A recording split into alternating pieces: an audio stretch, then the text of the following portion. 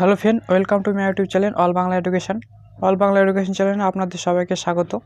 তো ফ্রেন্ড, আজকে একটি খুবই গুরুত্বপূর্ণ ভিডিও নিয়ে চলে আসলাম। তো ভিডিওটি কেউ মিস করবে না।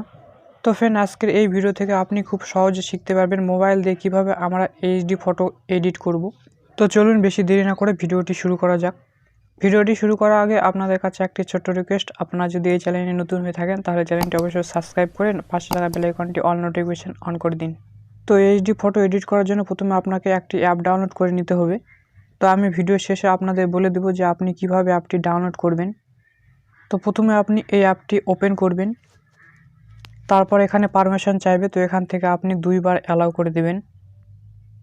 এরপর এখানে গ্যালারিতে ক্লিক করবেন, তারপর এখানে ফাইল দেখাবে, তো ফাইলে ক্লিক করবেন। এরপর যে ফটোটি আপনি এডিট করবেন সেই ফটোটি এখান থেকে সিলেক্ট করবেন। এরপর এখানে LUT লেখা আছে, তো এটার উপর ট্যাপ করবেন। তো এখানে ছবিটি আসতে একটু সময় লাগবে, তো আপনাকে এখানে 1 মিনিটের মতো ওয়েট করতে লাগবে। এই অ্যাপটি যদি আপনি প্রথম ওপেন করেন তাহলে একটু সময় লাগবে, কারণ আমাকেও এখানে ওয়েট করতে হয়েছিল। তো দেখুন ছবিটি এখানে চলে এসছে। এরপর আপনি এখান থেকে টপ 25-এ ক্লিক করবেন। তারপর নিচে আপনি প্রচুর ফিল্টার পেয়ে যাবেন, তো এখান থেকে অটোমেটিক এডিট হয়ে যাবে, শুধু আপনি একবার ক্লিক করবেন। তো দেখুন এখানে অনেকগুলি ফিল্টার পেয়ে যাবেন, তো এখান থেকে আপনি আপনার পছন্দ মতো যে কোনো আপনি সিলেক্ট করতে পারবেন। এরপর এখান থেকে আপনি ছবিটির কালার কম বেশি করতে পারবেন, তো আপনি ঠিকঠাক করে নেবেন।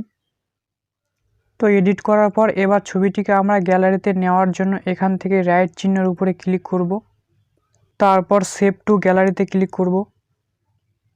তাহলে আমাদের ছবিটি গ্যালারিতে সেভ হয়ে যাবে।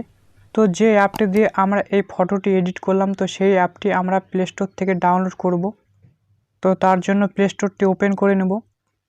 তারপর আপনি এখানে সার্চ করবেন 3D লুট। তো আপনি এখান থেকে এই অ্যাপটি ডাউনলোড করে নেবেন।